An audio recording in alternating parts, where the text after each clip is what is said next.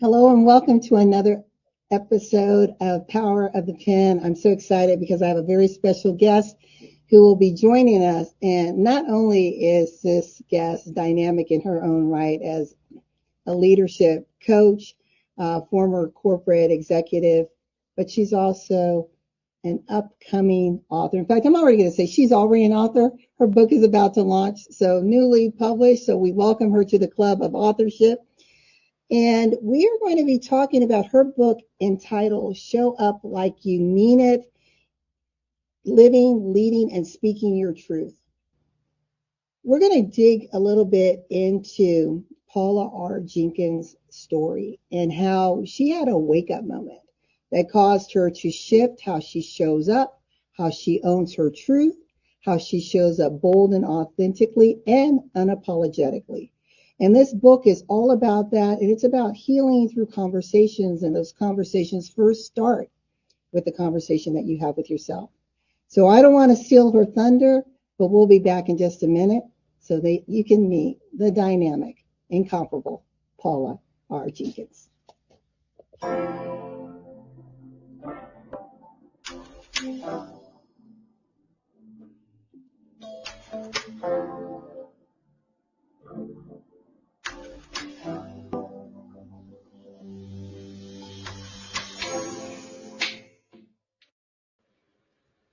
Welcome, welcome, Paula. Thank you so much for having me, LaWanna. Thank you for saying yes. I'm so excited. We don't get, new authors on our platform very often. And your book, Show Up Like You Mean It, Living, Leading, and Speaking Your Truth, will be debuting on June 19th. Is that correct? That is absolutely correct. How's it feel?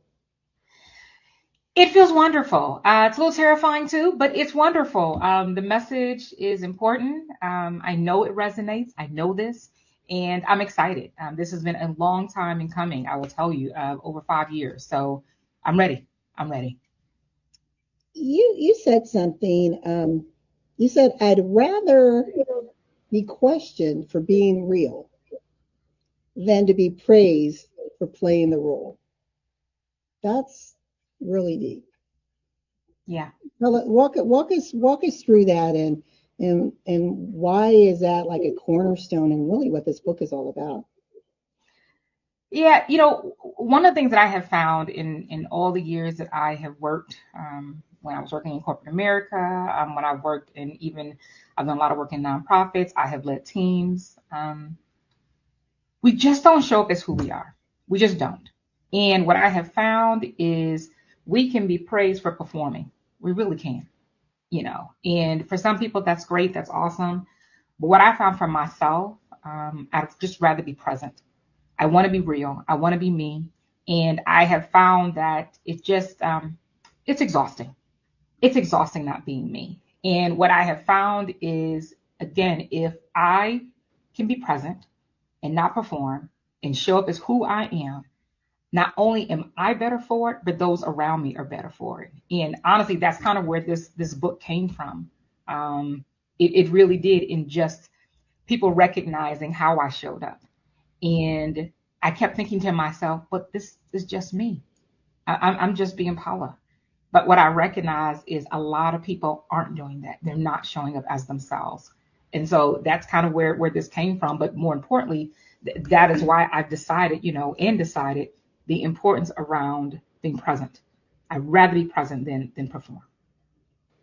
I love that. And in your book, you open up giving us, the backstory of who Paula is, just from your earliest beginnings of South side Chicago, mom and dad, your brother, and you said that when you were growing up in the earliest, like my dad always says, being a grasshopper, you had a sense of knowing of who Paula was. You were just you. And you were that way until you went into a new school environment. And that was challenged a little bit, but then you again showed up as you. We get out of high school into college, challenged again a little bit, but then Yep. you rose up showing up as you. rinse and repeat.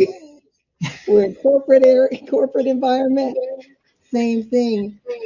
You were able to rise up again in you. So I want us to sit in that for a minute because, as you said, so many people aren't showing up as themselves. Yeah. You, at a very young age, had a gift, I believe, of being very self aware and confident with whoever you were and however you choose to express yourself as this child.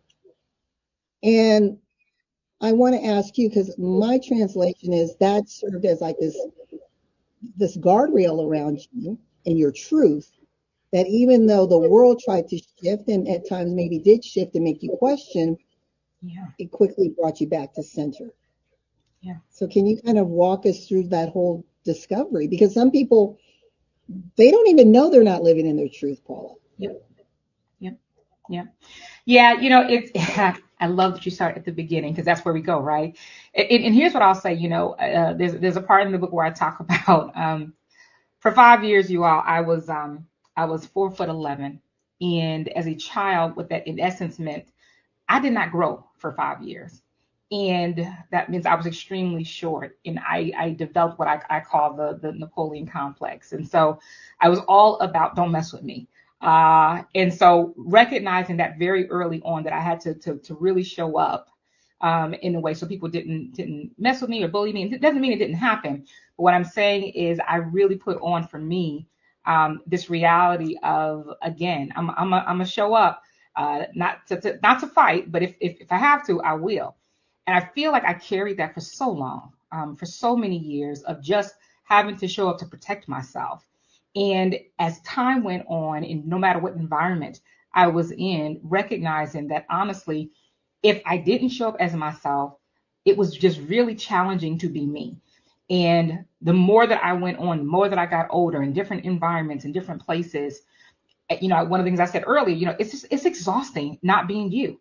And I just recognize I have to show up. And this doesn't mean that every single, situation that I went through was great and easy. But what I'm saying is I learned early, hun, you better show up as Paula.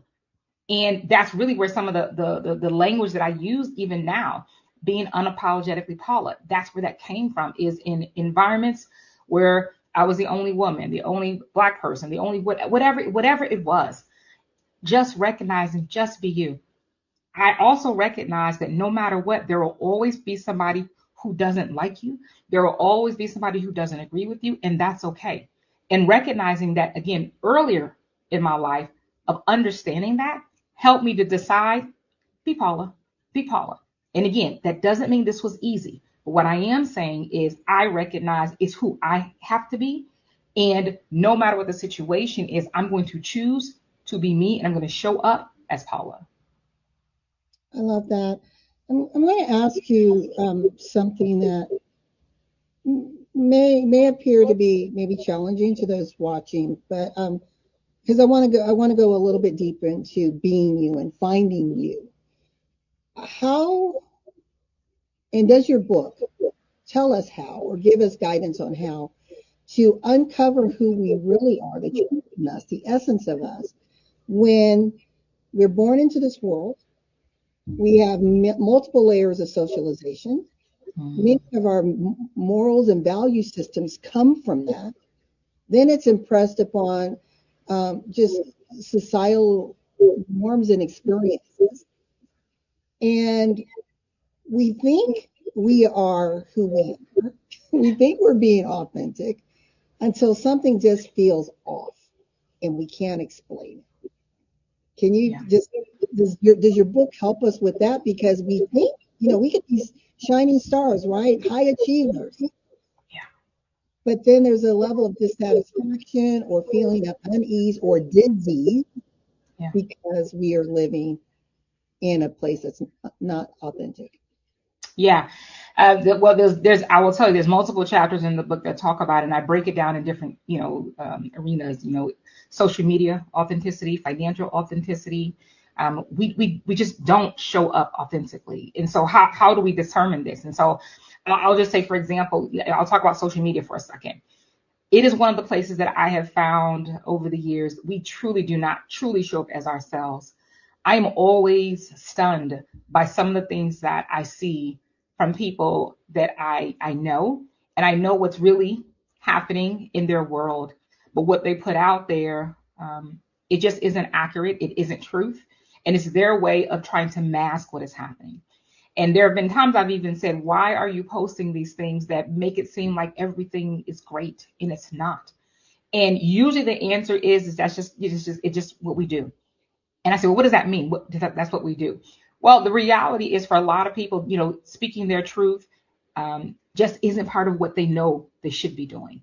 And they feel like I should be posting that I'm so happy in this marriage. I'm so happy at this job. I'm so happy with these friends. I'm so happy doing whatever. But the reality is somebody's watching that thinking that their life is so terrible because you're posting all these things. And so part of what I do in the book is I talk about let's have what I call a social media audit.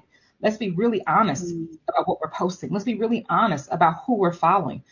When we don't understand who we are, right? I mean, truly who we are, this is where we get into some of these things that unfortunately lead us down the wrong path. And so part of again, one of the chapters, the social media authenticity piece, is just that, is recognizing so much of what we see just is not accurate.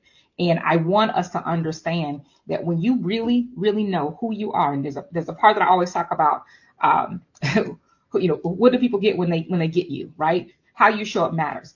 That reasoning behind me saying that is so important. And I know it hits for people. I know it does, because just stopping to think about that, you know, who do people get when they get me? That's a really great question, because who do you want them to get? And so part of what I do in the book is we walk through that of understanding what we need to do, the questions we should be asking, and does it even align to the values that we all say we have? Are we really showing up that way? Because a lot of times we're not. Yeah, I love that, and I love that you said as an example of social media, and you're right. You don't know what's real and what's not. And with AI, I mean, it makes it even Oh, easier for people to create yes. this illusion. But the unfortunate thing, especially when you meet the person face to face, it's like, okay, you don't look anything like that image. So, that's superficial, right? Yes. But then how much more deception is out there because we're uncomfortable. We may have a fear of being judged, Yeah. criticized, not being accepted. I don't want to lose this group of people because if they knew X about me. And if I may, I'd just like to share this itty bitty story about me that really, I think, lines with your book. When I lost my dad 18 months ago, my dad and we were always on social media, just sharing what dad and LaWanna would do. And I wasn't certain, but something told me he might be transitioning. And I was just taking a drive and doing a live, and I had a meltdown. And I Mm. almost stopped play. And I just felt, no, let it roll. Let it roll. Let people see the raw emotion of realizing, oh my gosh, Yep. I may be losing my dad any moment. Yep.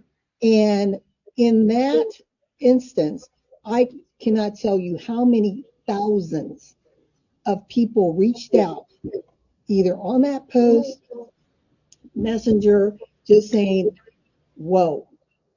It just caused them to pause. I mean, I was not nosed every I didn't care. It was just Yeah. It was real. at her most raw, most vulnerable moment in my life. Yeah. And I'm so glad I did because, as you said, people are looking and they're thinking, oh my gosh, this person looks so perfect. Yep. What am I doing wrong? But if they Yep. can see, hey, even in what looks to be a good life, there's still those bumps in the road, Yes. I can get through it too, right? Yes. Yes. Yes. And I think so often, I know, and I always say, I raise my hand and say this, vulnerability is not one of those things that I'm like, oh yeah, let me put the world, show how vulnerable I am. Yeah, it's not me. And I know that. But what I have learned over the years is there's such power in that. There is such power because you don't even recognize who you are touching by just showing the emotion, just showing the rawness. And we're not thinking about it. We're not. we're being human, because that's what humans do. And so one of the things that I recognize, and I'll tell you, and I think I read something even in the book about, there was a time during COVID in particular, I was going for a really, really rough time, and I was leading an organization, and I will tell you, I had a breakdown, and I had never done that before. I've never, like, as you just said, cried in front of people. It just had never happened. And I remember getting off of the Zoom and thinking to myself, oh my gosh, that was awful. I can't believe as a leader I did that. And to your point, the number of people that reached out to me and literally just said, first of all, we're praying for you, but more importantly, thank you. We thought you always had it together. We thought, and I just thought to myself, what? Of course I don't always have it together. But that was the first time the emotion came out in a way that was so authentic and so real, and I could not control it. And so when I say show up like you mean it, that's what I'm talking about. Live your truth. Live it. Because in that moment, you don't know, honestly, who can be helped by that. And in that moment, I learned that I helped a lot of people just by being myself. So that resonates so much with me, because I've been there too. I've been there too. Yeah, and in leadership, and whether it's in corporate, in business, especially women, I want to talk to the women specifically. We think we have to be a certain way, right? We lean more into the masculine energy. I have to make sure I'm right, just right. I no emotions, because it's considered. And I think you used the example in your book. You said men, if they're assertive or Mm-hmm. very present, I guess, in whatever position they're taking, they are Yeah. considered leaders. Women, boss. Yep. So we lean towards the let me be where I can be perceived as the leader, whatever that really means. And again, it doesn't feel comfortable because you're wearing shoes that you weren't meant to be walking in. Exactly. Exactly. And that is one of those things when we think about it again, and I do talk about that in church, even as children, as children. Like, it starts so young.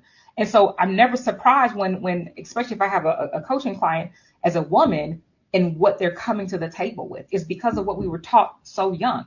And again, I'm no different. I keep saying, I'll raise my hand and say the same thing, right? Being called bossy as a girl, but you get to these corporate jobs or your job or whatever, and you recognize, wow, it's still there. But the same kind of behavior by a man is called assertive and great leaders, and it's such a disservice to us. And I'll say it's both men and women, because you lose out on some really great leaders, some really great people, by using that kind of language. And it really does something to us as women around, so how am I supposed to show up? What am I supposed to do? And again, do I have to put on a mask? Because if I don't, I'm going to be deemed as bossy. And it's a ridiculous cycle, that unfortunately, we're still working at trying to figure out how to get over it. But this is why, for me, this is again so important, is because I recognize the number of women who are not showing up, like they just aren't, and it's because of some of these messages they've received. And think about, just in our generation, you're taught children should be seen and not. Heard. Yeah, Yeah. yeah, yeah. Yeah. And those are one of the things, again, when you think about, if that is how you were raised and how we were raised, right? And then you get to a certain level, and you get to a certain position, and you get in a certain company, think about that message.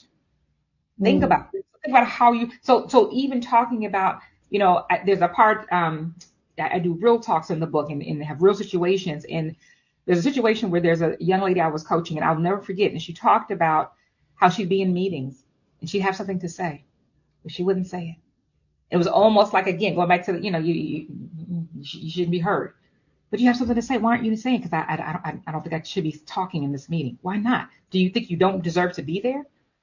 Like, this is happening all the time. And again, this goes back to, we're losing out on what I consider really great leaders, because they are not comfortable speaking up.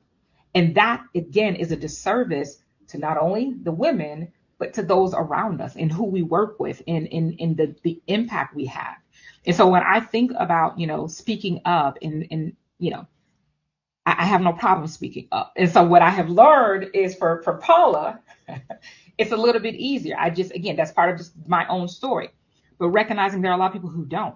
And so this is where I talk about, I'm trying to change the world one conversation at a time. I'm trying to get people to understand, speak up, show up, be you, do you, because that is important and people need to hear you. And to think that your message or your thoughts or your opinions don't matter, absolutely not. We're not taking that on. Instead, we're going to show up and say, no, I got something to say. I want you to hear me. We're not going to move on until I say it. That is critical. That is critical.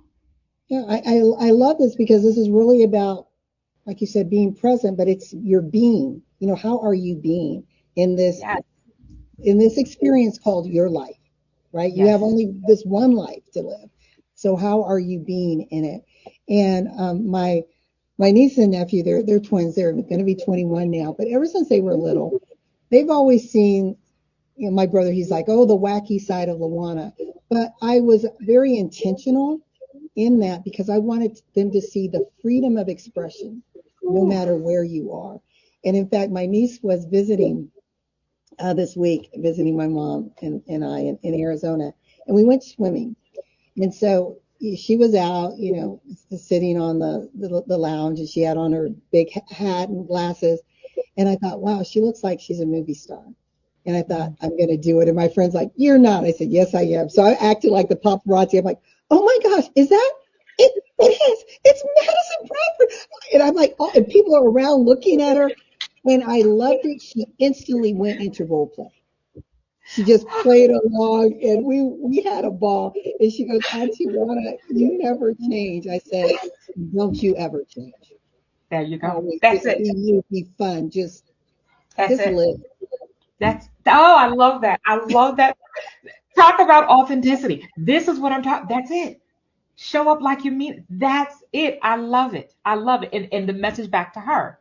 Don't you Yes, ever change. Do you. Period. Period. yes. There will always be somebody who has something to say. I literally say, I can't care about it. It doesn't mean the perspective is not the perspective, but what I'm saying is I can't stop being who I am, whatever that looks like. Whatever that looks like. Oh, I love that. I love I that. want to ask you something because when we look at children, like you said, you and when you were a child, just the freedom, and we see children playing and they're make believe and they don't care who's around. They're just doing them. They're singing. They're twirling. How did we lose that? Environment. It's the environment. It's amazing by the time you get to about, I always say middle school or teenage years. It's slowed down. It slows down, right? It's we're so aware of what people think, right? That middle school set timing is so hard for children. And then you get to teenage years, and then it's all the pressures. And then you become obviously the young adult. So it really to me stops around that middle school year because it's just tough. And with the environment, and think about again, I'm gonna go back to that social media piece. I think about the last two generations, and especially this generation now, they have literally grown up with cameras in their face, everything having to be posted, and so being very aware of how I show up or not showing up. And so we lose that because the environment tells us something different, tells us we have to behave different, tells us that something's wrong with us if we don't act a certain way, look a certain way, talk a certain way. It's such a disservice to all of us, right? Whether we are the adults saying it to children, that's one of the things I've tried really hard as a mother to be very intentional with my daughter, just in terms of not passing on some of the same things I know that we were passed on. And again, it's no fault of our parents or the past generations. It's what it was. But the older you get, the smarter we get because we have lived experiences. And so thinking about that of be who you are. Again, don't apologize for who you are. And that doesn't mean that we're all perfect beings. We all get to grow. We all get to learn. I'm a big believer in lifelong learning. So as much as I can say I'm unapologetically Paula, that does not mean I'm perfect. There's still things that I am working on. So we lose that from a young age when we get to that middle and teenage years of everybody telling us how we're supposed to behave. And there must be something wrong with us because they said that I shouldn't do this.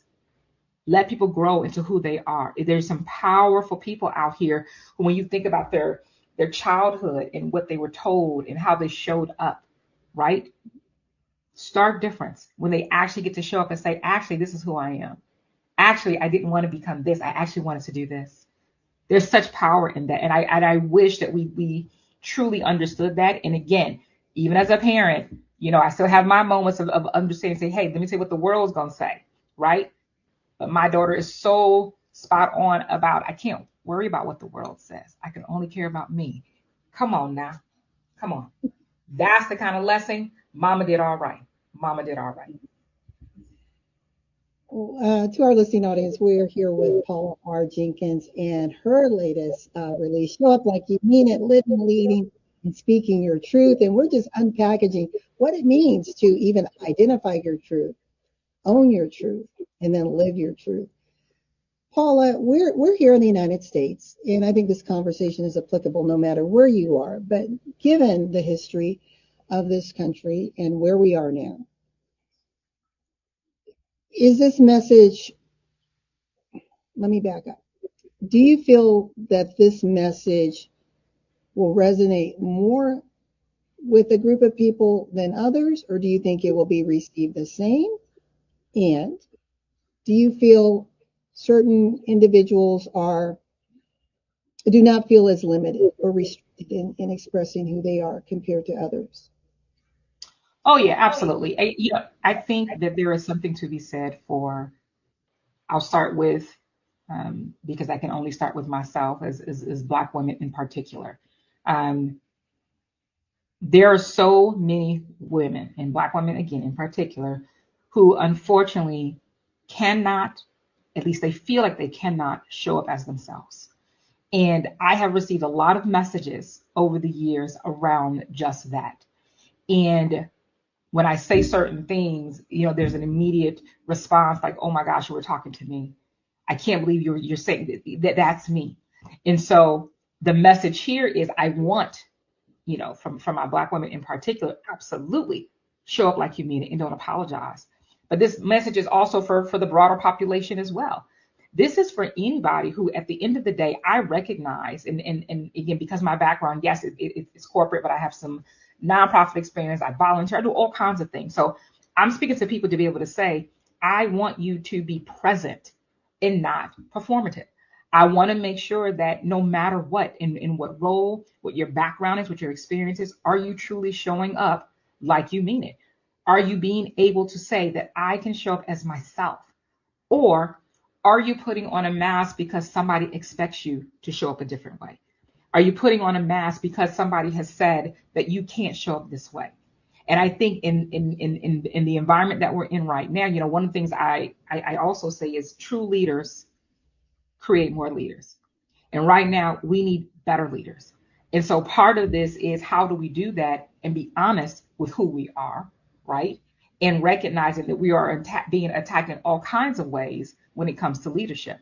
But here's the thing, and I'm not talking about titles, you all. I am absolutely talking about you showing up not only professionally, but even in your personal lives. How are we leading our own lives? So yes, there's absolutely different, what I call the different factions of who this can impact. But at the end of the day, people are going to receive it very differently. I recognize that. But what I do know is, I'm still going to ask people, I need you to live your truth. I need you to speak your truth, whatever that is. And here's the thing, we have the choice when somebody speaks their truth to listen, not listen, take it, or not take it. But here's what I will tell anybody, I don't have an issue talking to anybody. I really don't. But what I will always demand, I will demand respect. And that to me is when we talk about speaking your truth. If you can't respect me, we can't have a conversation. I like that. And, when you're thinking about the truth is enduring, and that's where Yes, legacy is built. And we're yes, at a time when the world is, and you and I spoke earlier about there's this renaissance with Michael Jackson fascination. And the only thing that I want to say about him and why he is still enduring and captivating new audiences, his truth as a performer, as the man on stage, touched hearts in such a way that it became enduring. yeah, He didn't compromise there. yeah, And I think his song, Man in the Mirror, is like what this book is saying. We want to live this life fully, then we have Yeah. to look at the man, woman in the mirror Yes. and dare him or her to make that change, Yes. right? No Yes. matter what the world is going to say, because the world wants to keep you playing small. Yep. It just does. That's Yep. just how society is built. Yep. But imagine, Paula, if the readers start to change from this book, and then they're sharing this book at their dinner table, passing it on to their children. It becomes one of the must reads in colleges, Yes. universities, right? Yes. Yes. For leaders with emotional intelligence, it first starts within and then without. There's a lot of power, possibility, and opportunity here. Yeah. And one of the things that I think, and again, it's so the whole the Michael Jackson piece is that show up like you mean it. That's what that is, right? We are not perfect beings. We are not. None of us are. But what I do know is there is such power when we can say, I am who I am, and I get joy from who I am. And again, I'm not being exhausted by trying to be somebody else, but instead I'm showing up like myself, and I can live a life that brings me, as my three words are, I want joy, I want peace, and I want happiness. And when I can show up as myself, that doesn't mean I'm living a perfect life. I'm gonna keep saying that. But what I am saying is there's such power in being able to say, yeah, I've got some joy, I've got some peace, and I got some happiness because I'm not putting on a mask. I am not performing. I am present. That, to me, when we talk about showing up like you mean it, there's real power in that. There's real power in that. Yes. You said in your book, authenticity is the key to living a life free from regrets. And the good news, it's never too late to start. Paula, is the world really ready for authentic leaders? Oh, that is a great question. Here's what I'm going to say. Yes. Now, is everybody ready? No. But is the world ready? Yeah. And again, it depends on what that looks like. Because here's the thing, what I want people to do, be who you are. But I will tell you, yeah, there's also consequences to that, whether good or bad or indifferent. There's consequences to it. But what I would love for us to do is be honest with who we are, be honest with where we are, be honest in what we want. And I'm not saying that's easy. And so part of this is recognizing when we talk about showing up like you mean it and being authentic, everybody is not going to want to hear that. Everybody's not going to want to see that. And everybody's not going to be ready. And that's okay. But here's the thing, I would much rather us all try to be as authentic as we possibly can, be who we are, and then we can grow, right? There's things that we can do, there's things that we can focus on and recognize, okay, maybe I didn't come across, in the right way. But let's at least try to be true to who we are. Maybe the world is ready, maybe it's not. But what I do know is I would love if more of us would stop holding back, if more of us would stop performing and be present. Again, going back to the question, who do people get when they get you? Are they really getting you? So is the world ready? I want to say, yeah, it is. Does it always mean that for every single person is going to like you? No, it doesn't. And be okay with that.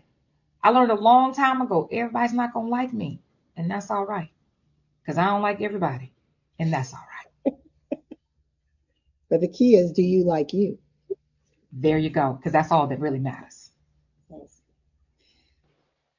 Your book is a combination of storytelling, and then you graduate into tactician, really giving guidance and advice and structure on how to unpackage where we are in this life and to really evaluate, am I really living authentically and unapologetically?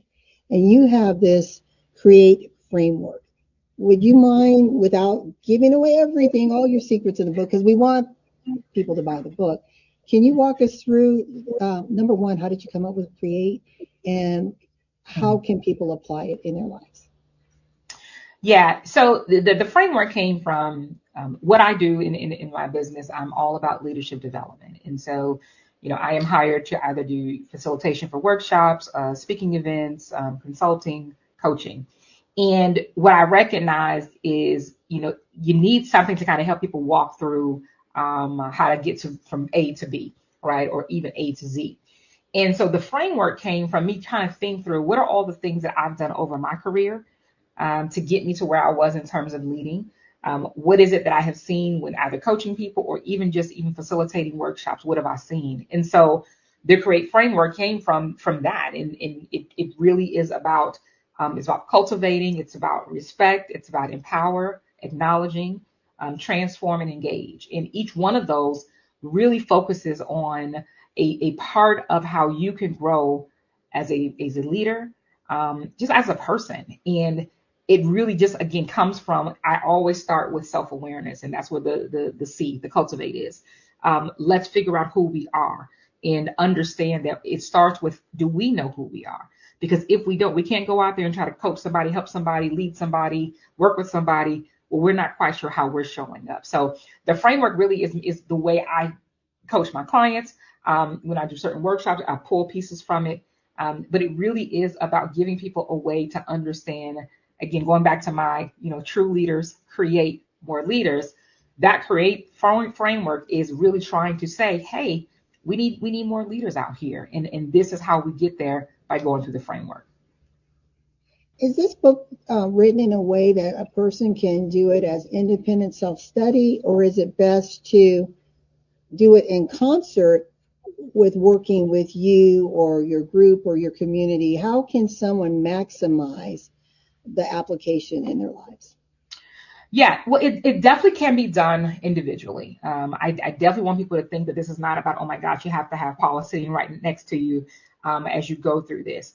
But I would also say that from a team perspective, from an organization perspective, it absolutely is built in a way that we talk about how do we make sure that our leaders, our teams are showing up authentically? How are we getting the best out of our people, right? And so, yes, it can be both. It can be done individually, but it also can be in tangent with me as leading, or it's coaching or facilitating. And I want people to understand that regardless of which way, what I just simply want is, I want people by the end of this to be able to say, I now understand that I'm going to go out in the world and I'm going to show up like I mean it. So in corporate, for example, we have structure, we have these mindsets, and you hear people say it's their way or the highway. It's always top down. You just have to, stay, Yes, stay in the lines, color in the box. yes. Um, but you're saying, no, I want you to be you, right? Authentically.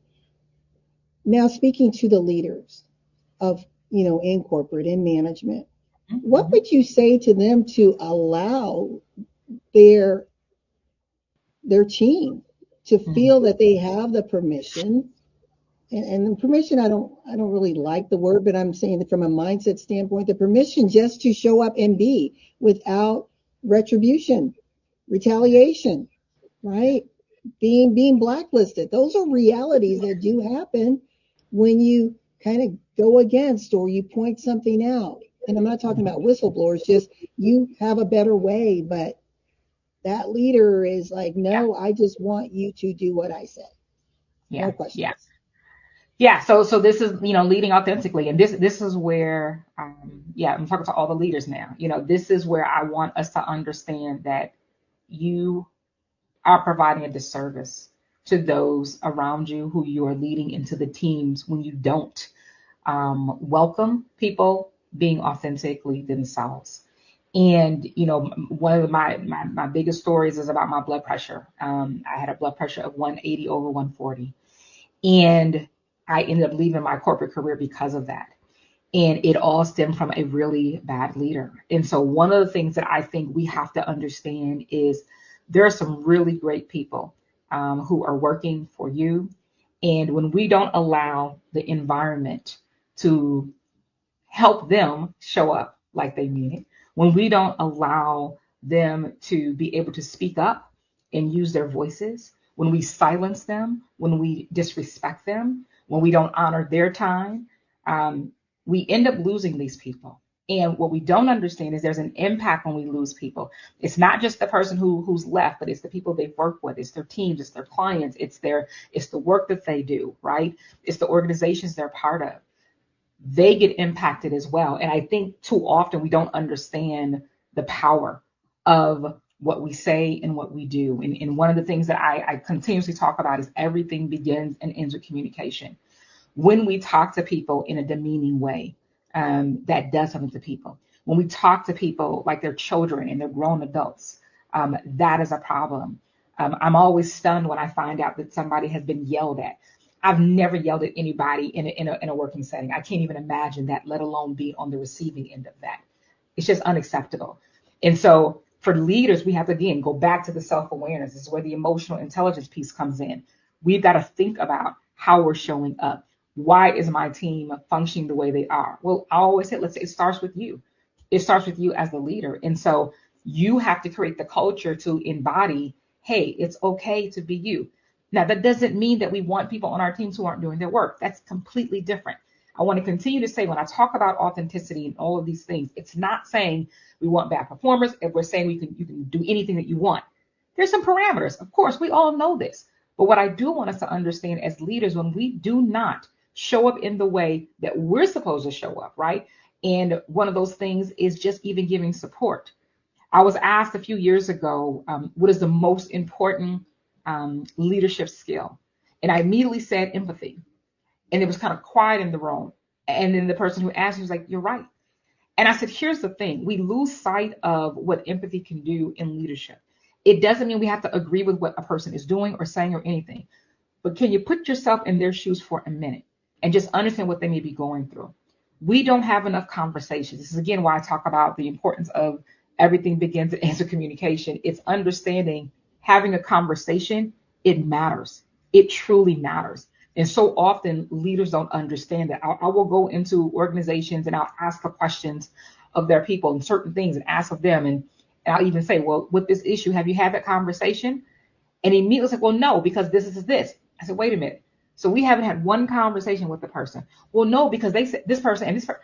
Wait a minute. Like I literally have to say it like 3 or 4 times. Say, so you're telling me you never had a conversation with the person.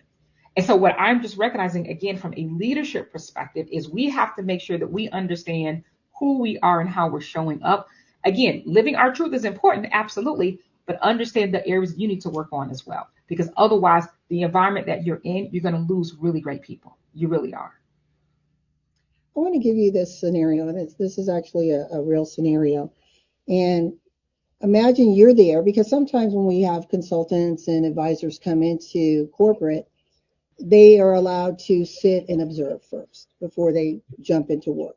So this is a C-suite leadership group. Um, Everyone there are Caucasian, and there's one member of the leadership team who's African American male. Again, this is true story. And they're all around the table, but he came in, and it was announced that he was going to be late because he was finishing up another meeting. And when he came in, it was interesting to see again the communication, the nonverbal communication. They managed to, and it was almost like clockwork, like someone said, spread out your papers so that he didn't have room to bring his chair all the way up. So everyone is fully around the table and he's a little to the side, not to the wall, but a little to the side. And that impressed me. Like, my goodness, what is going on in his head? And is this truly a blind spot that they don't see? Hmm. And how can he even fully engage when he's back there? They would literally have to look over their shoulder Yeah. to hear whatever he had to say. So if you were that advisor at this time and then the meeting's over, now you're meeting with the head who brought you in, what would you say to them about what you observed and what it means to allow everyone to show up like they mean it? Yeah, that there's actually an absolute lack of inclusivity. Period. I mean, you're not being inclusive. If you can't see that. So one of the things I always talk about, especially for leaders, is observe. No matter what room I am in, I am always watching.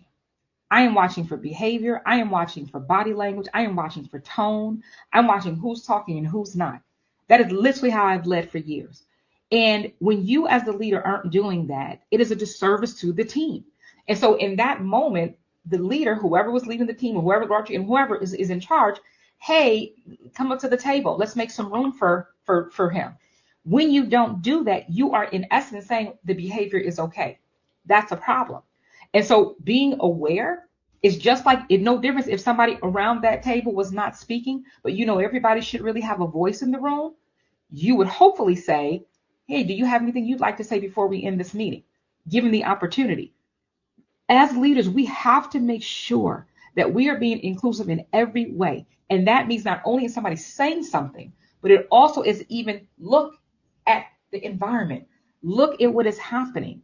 It is our responsibility to actually stop in that moment and say, hey, come on up to the table, make some room.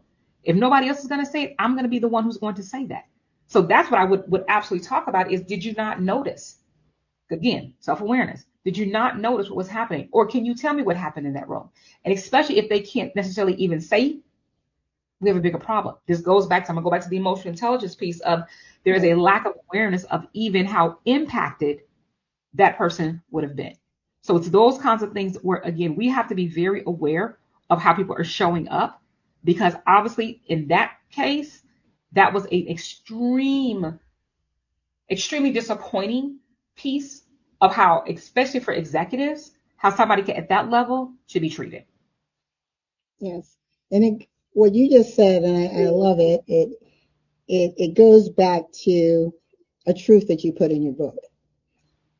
It says, when you lead authentically, you inspire others to do the same. This in turn fosters creativity, encourages open communication, and builds trust in your team. Yeah. Yeah. Plain and Yeah. simple. Period. Period. We'll stop. Period. Yeah.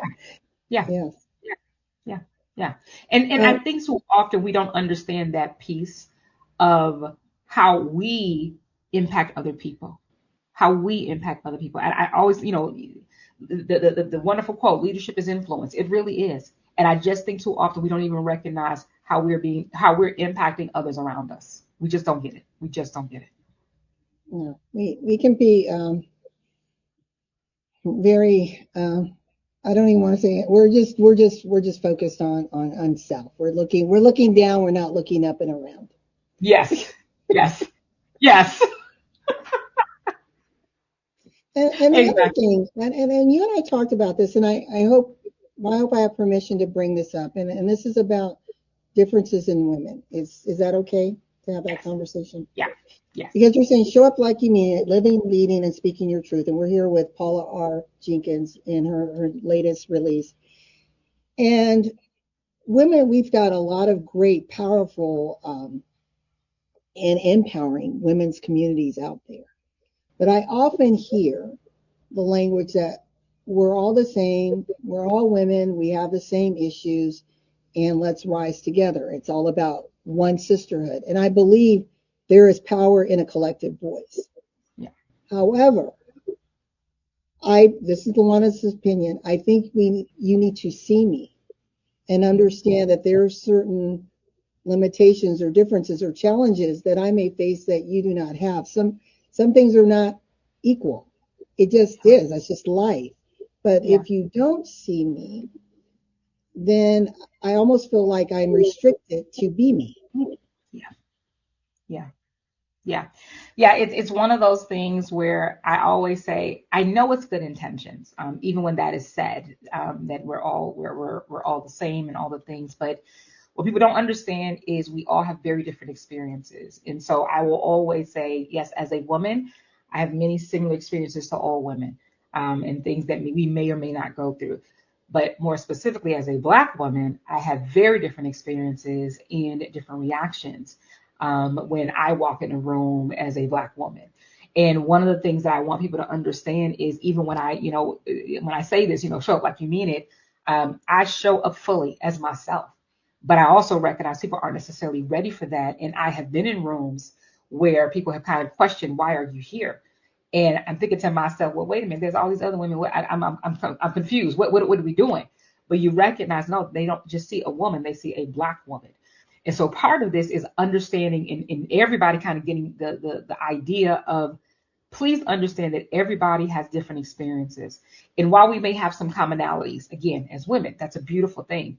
But also recognizing that as a Black woman, that's the only experience I can talk about, right? There's some things that I go through that are very different than all women who may not be Black. And I want us to make sure that we understand that and allow people to be able to be themselves and recognize that when you don't see me as that, that's problematic. And so part of what I want us to do is make sure that we understand that when we say those words, right? All women, we're all alike. Be very careful with that and just recognize that, yes, there are some commonalities again, but please recognize that the things that we go through, again, I can only speak about Black women. I am telling you, it's very different. And some of the things that I have to think about or I'm challenged with or I am impacted by when I think about all the women Black women who've lost their jobs in the last year. There's a lot when we talk about. There's groups that aren't going through that. So I do want us just to understand that there is a difference and that it's important to know and to recognize so that when we use certain language, please understand that it may be offensive to me or other Black women if we don't just say that I really do see you, because we want to be seen just like everybody else. Yes. And I was thinking, I'm looking at the title of the book, Show Up Like You Mean It, Living, Leading, and Speaking Your Truth. One individual, Dr. Jacqueline Lulu Brown, she always says, show up in living color. Yes. Yes. That's it. I love it. I love it. Yes. Yes. Yes. In living Well, color. we are almost out of time. I have one question for you, then I want to turn it over to you. I know you've got a little bit that you're going to read to us. Your book is not yet in hand because it is in on the press. It's coming. It's Yeah. coming. So you will be reading to us from your manuscript. But I want to ask you, because I'm curious, you picked June 19th, which has a historical significance here in the United States, and it represents Juneteenth. Why did you pick that launch date for your book? Yeah, it's a great question. Initially I was pushed by some friends around, like, when's your book being published, Paula? And I was like, I don't know. I have pushed the date back at least 4 or 5 times. And I got to a point, it was very frustrating. And it kind of became like, you got to pick a date. And they said, you got to, pick a date in either June or December. And I was like, well, I don't want to wait till December, honestly. And I said Juneteenth. It was the first date that honestly came to mind. And they're like, okay, that's the date. I said, well, wait a minute, I'm not quite ready. And then they said, no, that's the perfect date for you. And then I immediately said, yeah, it is. Yeah, it is. At the end of the day, this book is about being authentic. And I am, again, unapologetically Paula. And I'm unapologetically a Black woman. And so for me, why not Juneteenth? This is a day that I recognize is significant in terms of our history. And so why not?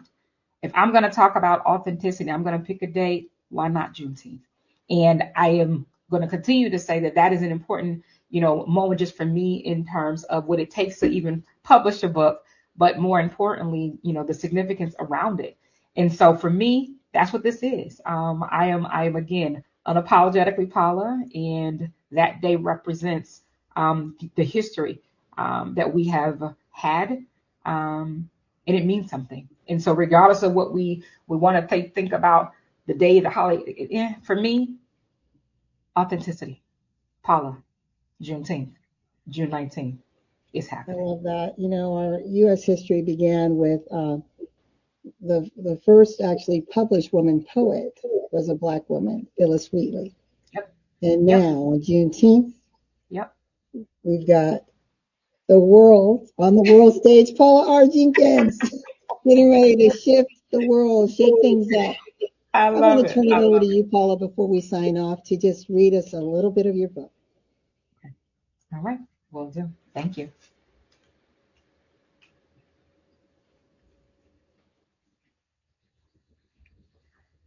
Chapter 5, Communicating Authentically. When you show up authentically, you create the space for others to do the same. Walk in your truth. Quote unknown. Communication isn't just talking, it's how we connect, correct, and lead. Everything begins and ends with it. So let's dig into what authentic communication actually looks like. Because if you can't say it clearly, you can't lead clearly. I remember once being at a bridal shower in the early 2000s. During the shower, we played a game where all attendees were asked to name one of the most important attributes of a successful marriage. At the time, I had been married for about 3 years or so. I remember saying, communication is key. Oh, did I start a firestorm? I remember one of the women in attendance saying, communication is overrated. She was so emphatic about it. All I could do was say, and leave it alone.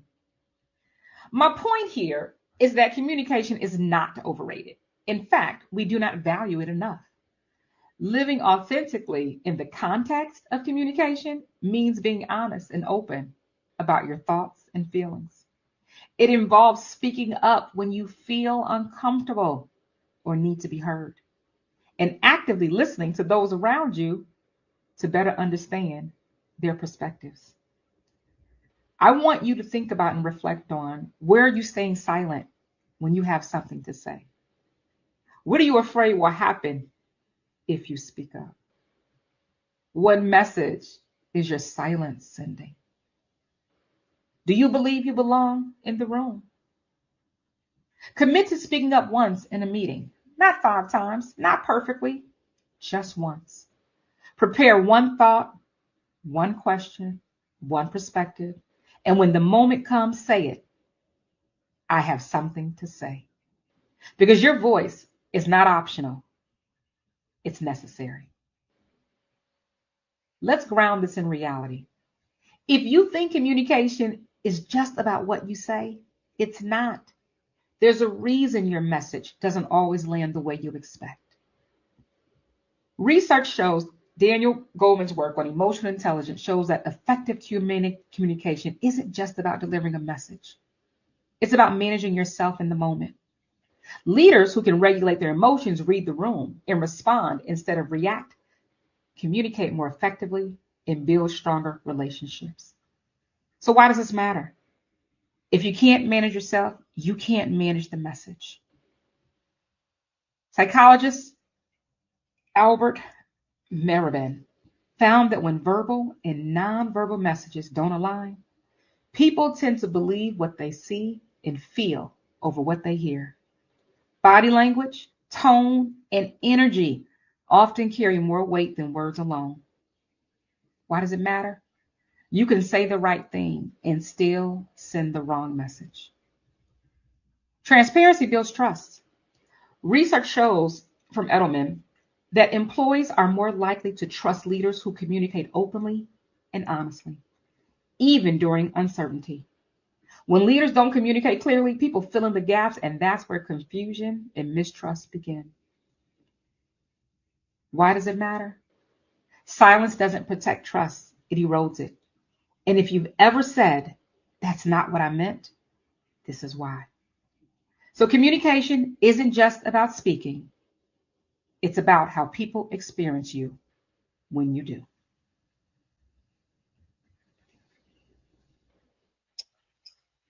Mic drop. No further words needed. Thank you so much. Paula R Jenkins here with her latest release, Show Up Like You Mean It, Living, Leading, and Speaking Your Truth, will be available June 19th, 2026, Juneteenth. And I love you said, if you cannot manage yourself, you can't manage the message. And you're right, people may not remember what you say, but they will remember how you make them feel. Thank you so very much for joining us. Thank you and so to much. our listening audience, we look forward to seeing you next week for another edition of Power to Pen. Remember that in life and in business, when your vision intersects with opportunity, success is inevitable. Be safe, be well. Bye for now.